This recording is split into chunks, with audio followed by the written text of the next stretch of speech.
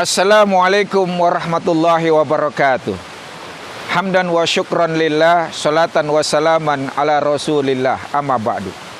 Sahabat taklim yang dimuliakan oleh Allah subhanahu wa ta'ala, tahukah Anda mengapa seorang bayi begitu dilahirkan dia diazankan dan diiqomahkan?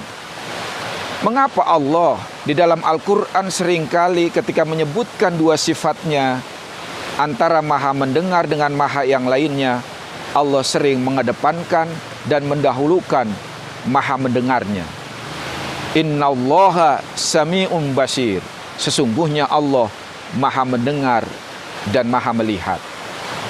Saudara, para sahabat taklim yang dimuliakan oleh Allah subhanahu wa ta'ala, ini karena mendengar memiliki keutamaan, kelebihan, keistimewaan yang luar biasa. Di antaranya adalah sahabat taklim, orang kalau mohon maaf kalau dia gagu, dia masih bisa mendengar. Tetapi ketika dia tuli, orang itu tidak bisa berbicara. Bahkan sahabat taklim yang dimuliakan oleh Allah subhanahu wa ta'ala, telinga kita hendaknya kita fungsikan sebagaimana yang diberikan, yang diinginkan, yang diridhoi oleh Allah subhanahu wa ta'ala. Bukan hanya untuk mendengar, tapi juga harusnya sesungguhnya fungsi telinga adalah mendengarkan hanya yang baik-baik saja. Kalau hanya mendengar, kita boleh mendengarkan apa saja, padahal banyak yang tidak boleh, yang haram kita dengar.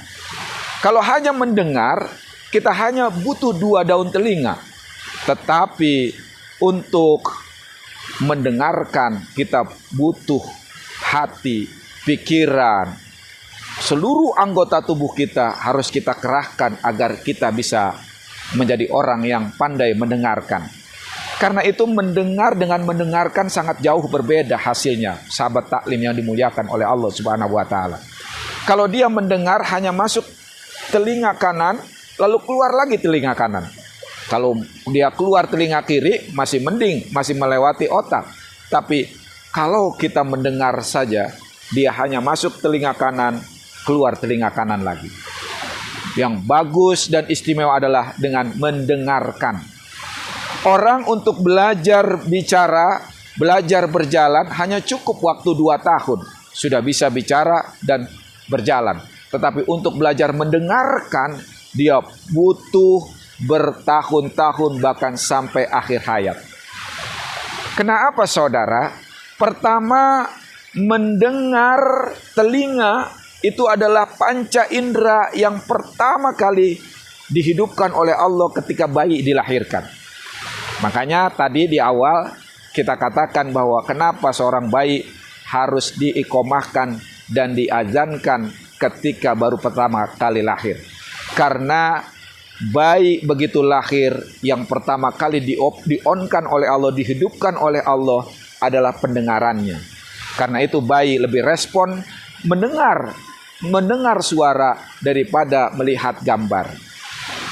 Kemudian sahabat taklim, bukan hanya yang pertama kali di-on-kan, nanti ketika manusia dalam sakaratul maut, ketika tubuh sudah tidak bisa digerakkan, ketika mata sudah tidak bisa melihat, ketika mulut sudah tidak bisa berbicara, Allah masih tetap mengonkan, menghidupkan pendengarannya. Sehingga ketika detik-detik terakhir, manusia ditalkin juga, dibisikkan di telinganya. Karena hanya itu yang masih dionkan oleh Allah.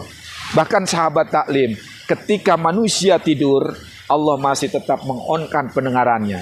Karena itu banyak manusia yang tidak bisa tidur ketika dia mendengar suara sedikit saja. Karena apa? Karena pendengarannya masih di-on-kan oleh Allah subhanahu wa ta'ala.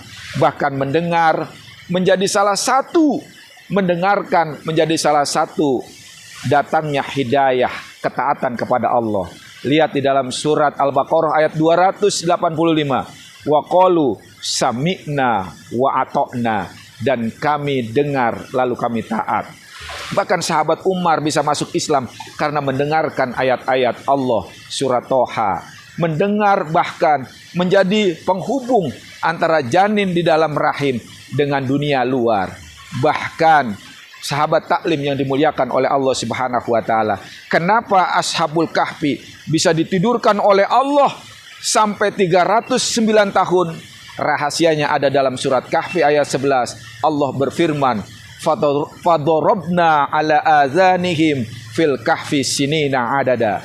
Lalu kami tutup telinga mereka di dalam sebuah goa sehingga mereka tidur beberapa tahun. Ashabul Kahfi bisa ditidurkan oleh Allah karena ditutup telinganya sehingga tidak bisa mendengar apapun. Kalau saja Allah buka terus onkan telinganya, niscaya Ashabul Kahfi akan bolak-balik terbangun, terjaga ketika ada badai gurun, ada petir menyambar, ada hujan deras. Niscaya Ashabul Kahfi akan bolak-balik bangun dan tidak bisa tidur 300 tahun. Begitu hebatnya pendengaran sehingga sahabat taklim bahkan karena awal dihidupkan dan akhir dimatikan, bahkan selama orang tidur masih pendengarannya on. Yang paling penting diingat oleh kita semua bahwa di antara panca indera kita yang pertama kali dimintai pertanggungjawabannya adalah pendengaran kita. Innas sam'a wal basara wal fuada kullu ulaika kana anhu mas'ula. Sesungguhnya pendengaran, penglihatan dan hati semuanya dimintai pertanggungjawaban oleh Allah Subhanahu wa taala. Terima kasih sahabat taklim, semoga kita bisa memanfaatkan pendengaran karunia yang diberikan oleh Allah Subhanahu wa taala untuk mendengarkan yang baik-baik saja sebagai tanda syukur kita kepada Allah Subhanahu wa taala. Wallahu muwaffiq ila aqwamit thoriq. Wassalamualaikum warahmatullahi wabarakatuh.